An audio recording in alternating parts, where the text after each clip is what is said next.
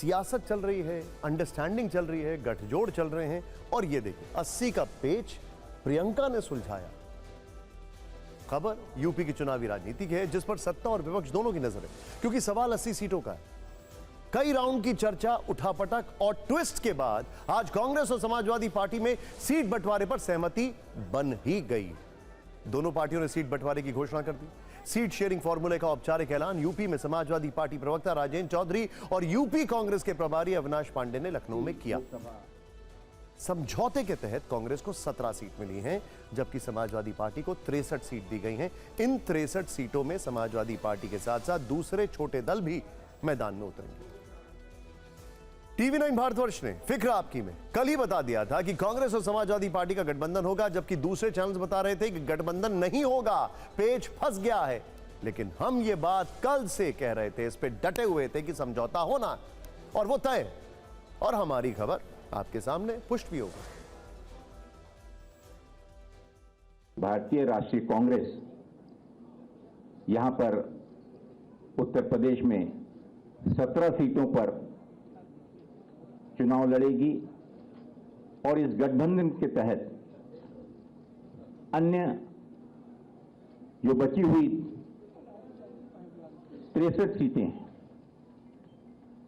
इन पर इंडिया गठबंधन के जो भी उम्मीदवार समाजवादी पार्टी के, अन्य दलों के भी जो कि इसमें समावित होकर इस गठबंधन में शामिल होंगे, उनका हम सब में डटकर मुकाबला करेंगे। राष्ट्रीय अध्यक्ष श्री अखिलेश यादव जी ने बार बार कहा कि उत्तर प्रदेश से ही केंद्र में भाजपा की सरकार 2014 में आई थी और उत्तर प्रदेश से ही 2024 में भाजपा सत्ता के बाहर जाएगी।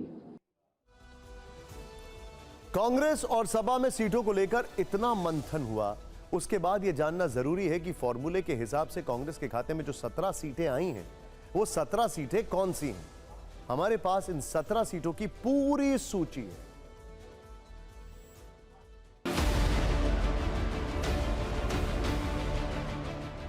कांग्रेस को समझौते के तहत 17 सीटें मिली। इनमें गांधी परिवार की 2 परंपरागत सीट अमेठी और रायबरेली शामिल हैं। फिलहाल रायबरेली से सोनिया गांधी सांसद हैं। वो लगातार 4 बार रायबरेली से जीत दर्ज कर चुकी हैं। लेकिन उनके राज्यसभा जाने के बाद कहा जा रहा है कि यहां से प्रियंका गांधी चुनाव लड़ सकती हैं। अमेठी सीट से राहुल गांधी चुनाव लड़ते रहे हैं। हालांकि 2019 में वो केंद्रीय मंत्री स्मृति ईरानी से हार गए थे, लेकिन इस बार फिर से उनके अमेठी से लड़ने की चर्चा शुरू हो गई है। गौरीगंज में, बाबूगंज में, अमेठी में, सब जगह मैंने सुना कि राहुल भैया को वापस आना है, पर माहौल जो है वापसी का है। तो लोग समझते हैं कि 2019 में उन्होंने एक गलती की और वो राहुल जी को वापस चाहते हैं। डील के तहत कांग्रेस को वाराणसी सीट दी गई है। वाराणसी से यूपी कांग्रेस के अध्यक्ष अजय राय चुनाव लड़ चुके हैं। ट्विस्ट ये है कि वाराणसी से कल ही समाजवादी पार्टी ने उम्मीदवार का ऐलान किया था।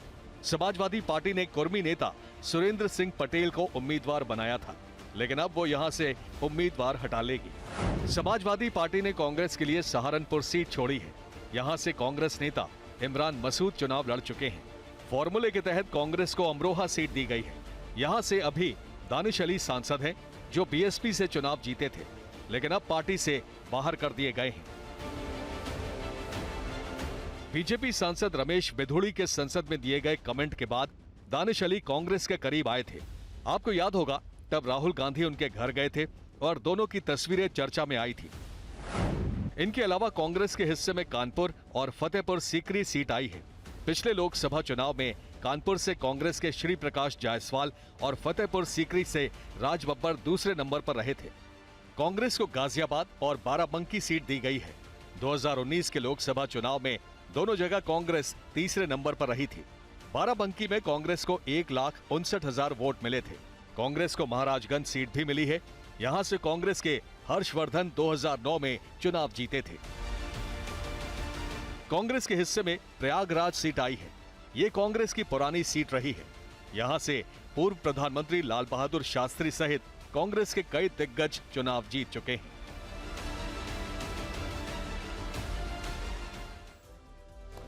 यूपी की 80 सीटों पर समझौता कांग्रेस और समाजवादी पार्टी दोनों के लिए राहत की खबर है, क्योंकि सीट शेयरिंग को लेकर दोनों तरफ से कई बार तीखे बयान दिए गए थे, जिनके बाद गठबंधन टूटने की खबरों ने तूल पकड़ा था। लेकिन आज ऐलान के बाद अखिलेश यादव का चेहरा खिल गया। अंत भला तो सब भला, क्या समझे? तो क्या माना जाए? आप समझदार हो? सर गठबंधन होगा शीट शेयरिंग को लेकर होगा। विवाद छिड़ा हुआ है। कोई विवाद नहीं है, आपके सामने सब चीजें साफ हो जाएंगी बहुत जल्दी। अंत भला तो सब भला।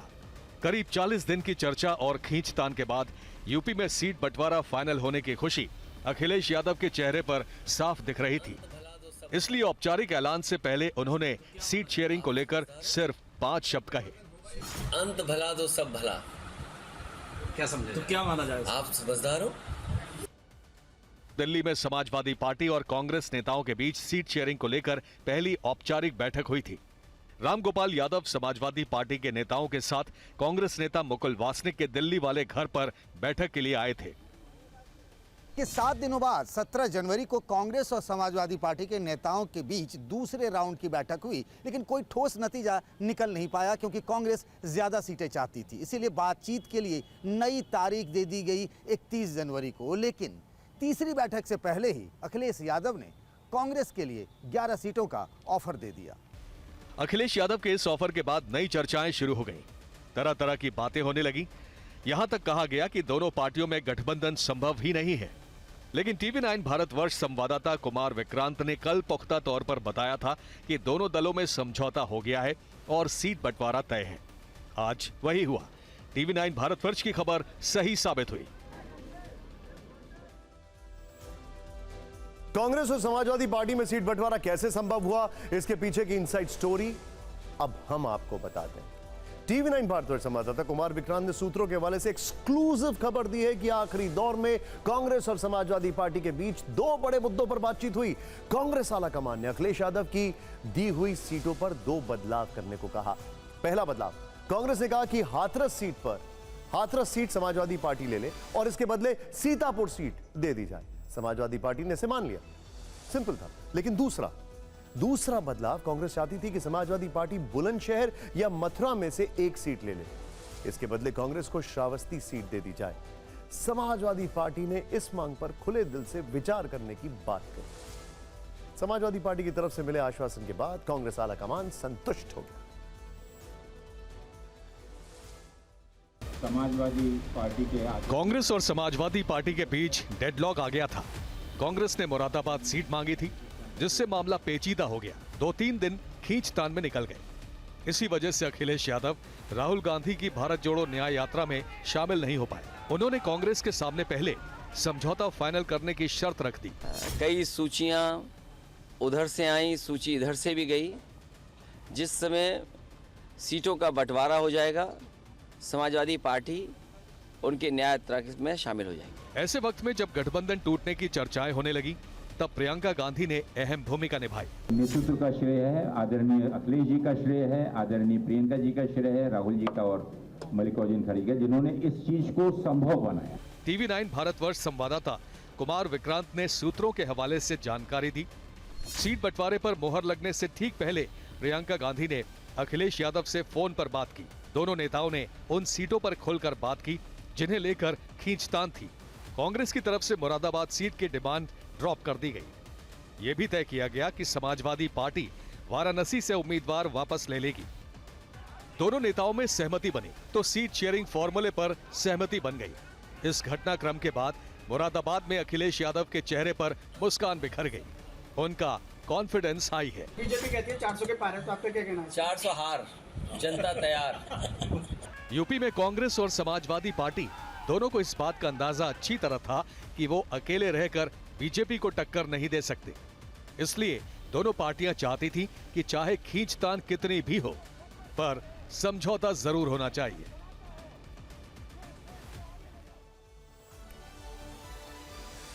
और अब खबर अखिलेश यादव के उस फैसले की जिसे लेकर आज दिन भर अटकलें लगती रही। बदायूं सीट पर अखिलेश यादव ने भाई धर्मेंद्र यादव को हटाकर चाचा शिवपाल सिंह को उतारा। हमने कल फिक्र आपकी आपको इसके पीछे की रणनीति की एक वजह बताई थी। आज टीवी9 भारतवर्ष के रोविंग एडिटर पंकज झा ने इसे लेकर एक और एक्सक्लूसिव जानकारी दी है। दरअसल धर्मेंद्र यादव को बदलने की एक वजह संघमित्रा मौर्य। संघमित्रा मौर्य बीजेपी की सांसद हैं, लेकिन उनकी एक पहचान और बड़ी पहचान स्वामी प्रसाद मौर्य से भी जुड़ी हुई है। वो स्वामी प्रसाद मौर्य की बेटी हैं। वैसे धर्मेंद्र यादव बदायूं से लगातार 2 बार सांसद रह चुके हैं, लेकिन पिछला लोकसभा चुनाव वो बीजेपी की संघमित्रा मौर्य से हार गए थे। अब देखते हैं बदायूं में उम्मीदवार बदलने की इनसाइड स्टोरी। समाजवादी पार्टी की 16 उम्मीदवारों की पहली लिस्ट 30 जनवरी को आई तो इसमें 5वें नंबर पर धर्मेंद्र यादव का नाम था। वो तभी से चुनाव प्रचार में जुट गए, लेकिन कल समाजवादी पार्टी की तीसरी लिस्ट आई तो बड़ा ट्विस्ट दिखा। अखिलेश यादव ने बदायूं से उम्मीदवार बदल दिया। भाई धर्मेंद्र की जगह चाचा शिवपाल यादव को मैदान में उतार दिया। पार्टी का आदेश स्वीकार है और चुनाव लड़ करके भाजपा को हराएंगे। सवाल ये है कि बदायूं से उम्मीदवार क्यों बदला गया। उम्मीदवार बदलने की एक बड़ी वजह समाजवादी पार्टी को टाटा बाय बाय बोल चुके स्वामी प्रसाद मौर्य की बेटी संघमित्रा मौर्य भी बताई जा रही हैं। बीजेपी सूत्रों का दावा है कि पार्टी संघमित्रा मौर्य को बदायूं से उम्मीदवार बना सकती है। स्वामी प्रसाद मौर्य समाजवादी पार्टी छोड़ चुके हैं और अब अखिलेश पर हमले कर रहे हैं। उम्मीदवार बदलने की एक वजह सलीम शेरवानी भी हैं, जो महासचिव का पद छोड़ चुके हैं और पार्टी पर अटैक कर रहे हैं। सलीम शेरवानी बदायूं से 5 बार लोकसभा के सांसद रह चुके हैं, यानी उनकी नाराजगी भारी पड़ सकती है। बदायूं में मुस्लिम और यादव वोटर प्रभावी है। यहाँ मुस्लिम वोटर की संख्या 3,75,000 है। सूत्र बता रहे हैं कि स्वामी प्रसाद मौर्य और सलीम शेरवानी की नाराजगी के बाद अखिलेश यादव को लग रहा है कि संघमित्रा मौर्य के मुकाबले धर्मेंद्र यादव कमजोर उम्मीदवार हो सकते हैं। इसलिए उन्होंने पार्टी के सबसे मजबूत नेताओं में से एक शिवपाल यादव को मैदान में उतार दिया।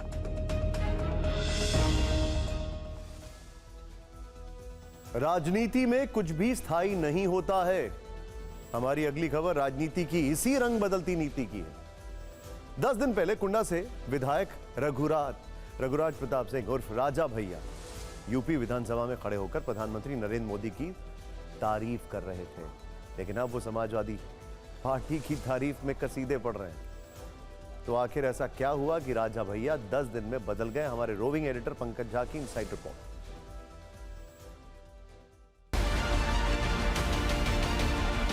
लखनऊ में राजा भैया के बंगले रामायण से आई इस खास तस्वीर को ध्यान से देखिए। एक तरफ राजा भैया सोफे पर बैठे हैं, चाय नाश्ता चल रहा है। उनके ठीक सामने अखिलेश यादव के सिपह सालार उनका संदेश लेकर राजा भैया के पास पहुंचे हैं। इनका नाम है नरेश उत्तम पटेल। यहीं पर इन्होंने राजा भैया से फोन पर अखिलेश यादव की बात कराई। सूत्रों से खबर है कि इस दौरान अखिलेश यादव ने राजा भैया के सामने उन्हें कौशाम्बी लोकसभा सीट देने का प्रस्ताव रखा। राजा भैया ने जवाब में क्या कहा ये सामने नहीं आया, लेकिन राजा के करीबी नेता शैलेंद्र कुमार कौशाम्बी से सांसद रहे हैं। वे तब समाजवादी पार्टी में थे। अब राजा भैया की पार्टी जनसत्ता दल में है। अखिलेश यादव चाहते हैं कि अगर शैलेंद्र कुमार कौशाम्बी से जनसत्ता दल के उम्मीदवार बनते हैं तो समाजवादी पार्टी उनका समर्थन कर देगी। बीजेपी के विनोद सोनकर यहां से सांसद हैं। लेकिन राजा भैया और अखिलेश यादव के साथ आ जाने से मुकाबला कांटे का हो सकता है। कौशाम्बी में राजा भैया का अच्छा खासा प्रभाव है। हालांकि जब अखिलेश से राजा भैया को लेकर सवाल पूछे गए तो सुनिए उन्होंने क्या कहा। राजा भैया से आपके प्रदेश अध्यक्ष मिले थे, क्या वो भी साथ आ सकते हैं? देखिए, प्रदेश अध्यक्ष ही इधर सभी लोगों से मिलने हैं जिनकी इच्छा है समाजवादी पार्टी को वोट देने की। कहते हैं राजनीति एक हाथ दे एक हाथ ले की रणनीति पर चलती है। राजा भैया को लोकसभा का ऑफर यूं ही नहीं दिया गया। राजा भैया की पार्टी में 2 विधायक हैं और अखिलेश चाहते हैं कि इनकी बदौलत राज्यसभा में वो गेम बदल दें। बड़ा सवाल यह है कि राजा भैया के 2 वोट कैसे गणित बदल सकते हैं। यूपी से राज्यसभा की 10 सीटों के चुनाव हैं। समाजवादी पार्टी के 3 जबकि बीजेपी के 8 उम्मीदवार चुनाव में हैं। लेकिन बीजेपी के संजय सेठ के चुनाव लड़ने से मामला पेचीदा हो गया है। यानी राज्यसभा की 10 सीटें हैं और 11 उम्मीदवार मैदान में हैं। राज्यसभा की 1 सीट के लिए 37 वोट चाहिए। समाजवादी पार्टी के करीब 108 समाजवादी पार्टी के जो विधायक हैं, कांग्रेस के 2 विधायक आ गए तो आंकड़ा 110 हो गया था। 108 और 2 मिला के 110 हो जाता है। इसीलिए वे राजा भैया और उनके विधायक का समर्थन चाहते हैं, जिससे यह आंकड़ा 112 का हो जाए और उनके तीनों उम्मीदवार जीत जाएं। अखिलेश यादव को एक डर यह भी है कि चुनाव में उनकी पार्टी के कुछ विधायक क्रॉस वोटिंग कर सकते हैं, इसीलिए भी वो राजा भैया की मदद चाहते हैं। ये अजीब सा संयोग है कि अखिलेश यादव और राजा भैया की दोस्ती में दरार भी 6 साल पहले यूपी में राज्यसभा चुनाव के वक्त आई थी। तब मतदान से एक दिन पहले अखिलेश यादव के डिनर में राजा भैया साथ थे, उनके उम्मीदवार को समर्थन देने का ऐलान किया था, लेकिन बाद में उन्होंने पाला बदलकर बीजेपी के लिए वोट कर दिया। बस इसी बात पर राजा भैया और अखिलेश के रिश्ते बदल गए। तब से दोनों में तनातनी बनी हुई। लेकिन देखिए, अब बात कर रहे थे हम भारत के लोकतंत्र की, भारत के लोकतांत्रिक व्यवस्था की।